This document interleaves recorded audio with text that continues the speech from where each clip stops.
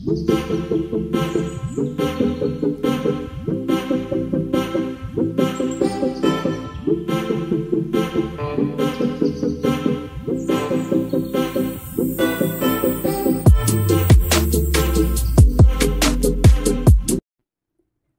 ನಮಸ್ಕಾರ. ಅನನ್ಯ ಲೋಕ ಚಾನಲ್ಗೆ ಸ್ವಾಗತ ಸುಸ್ವಾಗತ.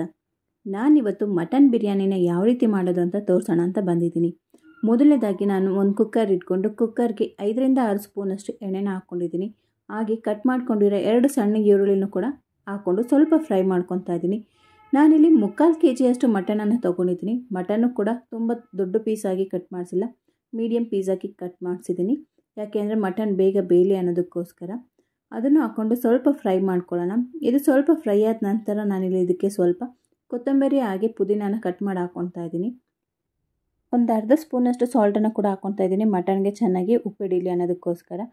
ಇದನ್ನು ನೀಟಾಗಿ ಒಂದು ಸತಿ ಮಿಕ್ಸ್ ಮಾಡ್ಕೊಳ್ಳೋಣ. ಮಿಕ್ಸ್ ಮಾಡಾದ ನಂತರ ನಾನಿಲ್ಲಿ ಮಟನ್ ಸ್ವಲ್ಪ ಫ್ರೈ ಆಗಲಿ ಅಂತ ಬಿಡ್ತಾಯಿದ್ದೀನಿ. ನಾನಿಲ್ಲಿ ಮಟನನ್ನು ಫಸ್ಟು 5ರಿಂದ 6 ವಿಷಲು ಕೂಗಿಸ್ಕೊಂಡು ನಂತರ ಬಿರಿಯಾನಿ ಮಾಡೋದಕ್ಕೆ ಹಾಕ್ಕೊತೀನಿ ಮಟನನ್ನು.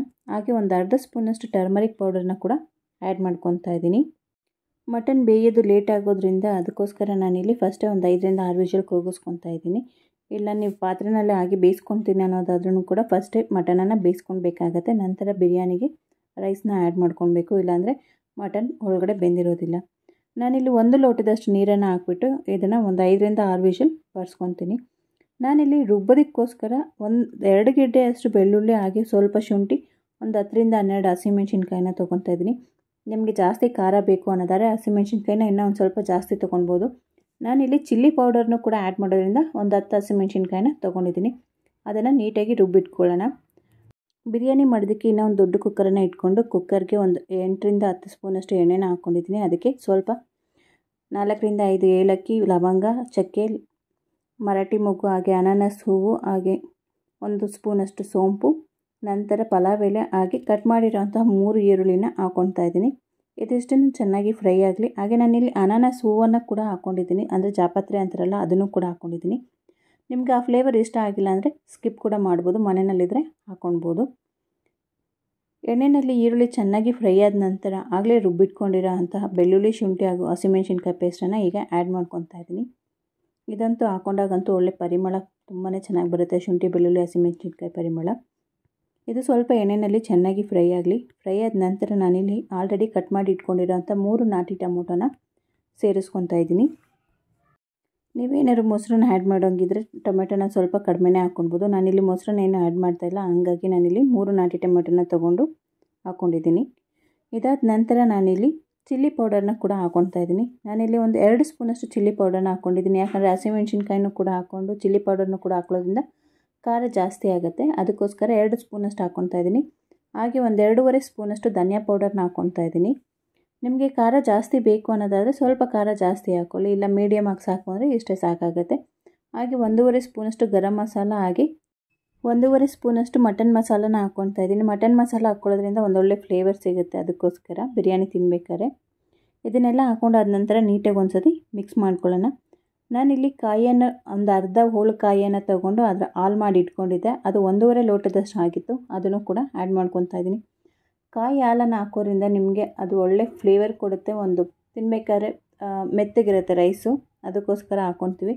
ಕಾಯಿಯನ್ನೇ ರುಬ್ಬಿ ಹಾಕೊಳ್ಳೋದ್ರಿಂದ ಮಸಾಲೆ ತುಂಬ ಜಾಸ್ತಿ ಆಗುತ್ತೆ, ಅದಕ್ಕೋಸ್ಕರ ನಾನಿಲ್ಲಿ ಕಾಯಿ ಹಾಲನ್ನು ಮಾತ್ರ ಹಾಕ್ಕೊತಾ ಇದ್ದೀನಿ. ಆಲ್ರೆಡಿ ನಾನು ಕುಕ್ಕರ್ನಲ್ಲಿ 5ರಿಂದ 6 ವಿಷಲ್ ಬರ್ಸ್ಕೊಂಡು ಬೇಯಿಸಿಟ್ಕೊಂಡಿರೋಂಥ ಮಟನನ್ನು ಕೂಡ ಈಗ ಆ್ಯಡ್ ಮಾಡ್ಕೊತಾ ಇದ್ದೀನಿ. ಮಟನ್ 5ರಿಂದ 6 ವಿಷಲ್ ಬಂದಿದ್ದಂತೂ ತುಂಬಾ ಚೆನ್ನಾಗಿ ಬೆಂದಿತ್ತು. ನಿಮಗೆ ಎಳೆ ಮಟನ್ ಆದರೆ ಒಂದು 3ರಿಂದ 4 ವಿಷಲ್ ಆದರೆ ಸಾಕಾಗುತ್ತೆ.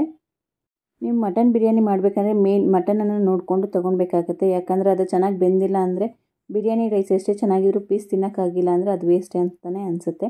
ನಾನಿಲ್ಲಿ ಬಾಸುಮತಿ ರೈಸನ್ನು 1 ಲೋಟದಷ್ಟು ತೊಗೊಂಡಿದ್ದೀನಿ. ಹಾಗೆ ಸೋನಾ ಮಸೂರಿ ರೈಸನ್ನು 2 ಲೋಟದಷ್ಟು ತೊಗೊಂಡಿದ್ದೀನಿ. ಬಾಸುಮತಿ ರೈಸ್ನ ಯಾವಾಗಲೂ ಒಂದು 1/2 ಅವರ್ ಮುಂಚೆ ನೆನೆಸಿದ್ರೆ ಅದು ಸೋನಾ ಮಸೂರಿ ಅಕ್ಕಿ ಜೊತೆಗೆ ಬೇಯಬೇಕಾದ್ರೆ ಕರೆಕ್ಟಾಗಿ ಬೇಯುತ್ತೆ. ಇಲ್ಲಾಂದರೆ ಬಾಸುಮತಿ ರೈಸ್ ಸ್ವಲ್ಪ ಬೇಯೋದು ಲೇಟ್ ಆಗುತ್ತೆ, ಅದಕ್ಕೋಸ್ಕರ ಒಂದು ಅರ್ಧ ಅವರ್ ಮುಂಚೆ ನೆನೆಸಿಟ್ಕೊಂಡ್ರೆ ಕರೆಕ್ಟಾಗಿ 2 ಕೂಡ ಹದವಾಗಿ ಬೇಯುತ್ತೆ. ಈಗ ನಾನು ಅಕ್ಕಿಗೆ ಎಷ್ಟು ನೀರು ಬೇಕಾಗಿರುತ್ತೋ ಅಷ್ಟನ್ನು ಹಾಕ್ಕೊಂಡಿದ್ದೀನಿ.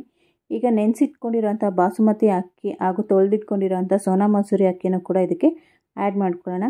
ಆ್ಯಡ್ ಮಾಡ್ಕೊಂಡಾದ ನಂತರ ಇದನ್ನು ತುಂಬ ತಿರುಗಿಸ್ಬಾರ್ದು, ಯಾಕಂದರೆ ಬಾಸುಮತಿ ರೈಸು ತುಂಬ ತಿರುಗಿಸೋದ್ರಿಂದ ಅದು ಒಡೆದಂಗೆ ಆಗುತ್ತೆ. ಅದಕ್ಕೋಸ್ಕರ ನಾವು ಜಾಸ್ತಿ ಅದನ್ನು ತಿರುಗಿಸ್ಬಾರ್ದು. ಇದು ಸ್ವಲ್ಪ ಕುದಿ ಬರಲಿ ಅನ್ನೋದಕ್ಕೋಸ್ಕರ ನಾನು ಇದನ್ನು ಮುಚ್ಚಿಡ್ತಾ ಇದ್ದೀನಿ.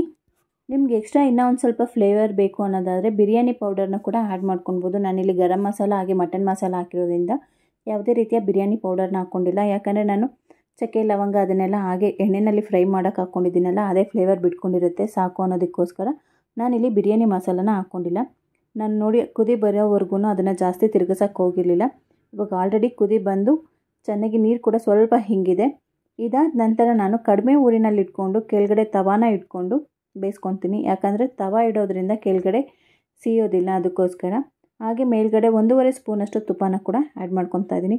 ನಿಮ್ಮ ಮನೆ ಹತ್ರ ಏನಾರು ಬಾಳೆ ಎಲೆ ಸಿಗೋದಿದ್ರೆ ಇದ್ರ ಮೇಲೆ ಮುಚ್ಚಿದ್ರೆ ಆ ಬಾಳೆ ಎಲೆ ಫ್ಲೇವರು ಕೂಡ ತುಂಬ ಚೆನ್ನಾಗಿ ಬಿಟ್ಕೊಳ್ಳುತ್ತೆ. ಯಾಕಂದರೆ ನಮ್ಮನೆ ಹತ್ರ ಎಲ್ಲೂ ಸಿಕ್ಕಿಲ್ಲ ಬಾಳೆ ಎಲೆ, ಹಂಗಾಗಿ ನಾನು ಸ್ವಲ್ಪ ಮೇಲ್ಗಡೆ ಕೊತ್ತಂಬರಿ ಸೊಪ್ಪನ್ನು ಉದುರಿಸ್ಕೊಂಡು ಮುಚ್ಚಿ ಒಂದು 15ರಿಂದ 20 ನಿಮಿಷ ಕಡಿಮೆ ಊರಿನಲ್ಲಿ ಬೇಯಿಸ್ಕೊಳ್ಳೋದ್ರಿಂದ ರುಚಿಯಾದ ತುಂಬಾ ಸಖತ್ತಾಗಿರೋ ಬಿರಿಯಾನಿ ರೆಡಿಯಾಗಿರುತ್ತೆ. ನೀವು ಮನೆಯಲ್ಲಿ ಒಂದು ಸತಿ ಟ್ರೈ ಮಾಡಿ. ಇನ್ನೂ ಯಾರು ನನ್ನ ಚಾನಲ್ನ ಸಬ್ಸ್ಕ್ರೈಬ್ ಆಗ್ದಲ್ಲ ಹಾಗೆ ನೋಡ್ತಾ ಇದ್ದೀರಲ್ವ, ದಯವಿಟ್ಟು ಸಬ್ಸ್ಕ್ರೈಬ್ ಆಗಿ ಪಕ್ಕದಲ್ಲೇ ಇರೋ ಬೆಲ್ ಐಕನ್ನು ಕೂಡ ಪ್ರೆಸ್ ಮಾಡಿ. ಈ ವಿಡಿಯೋ ಇಷ್ಟ ಆದರೆ ದಯವಿಟ್ಟು ನಿಮ್ಮ ಫ್ರೆಂಡ್ಸು ಫ್ಯಾಮಿಲಿ ಜೊತೆಗೆ ಶೇರ್ ಮಾಡಿ. ಹಾಗೆ ವಿಡಿಯೋ ಯಾವ ರೀತಿ ಬಂತು ಅಂತ ಕಮೆಂಟ್ ಮಾಡೋದನ್ನು ಮಾತ್ರ ಮರಿಬೇಡಿ.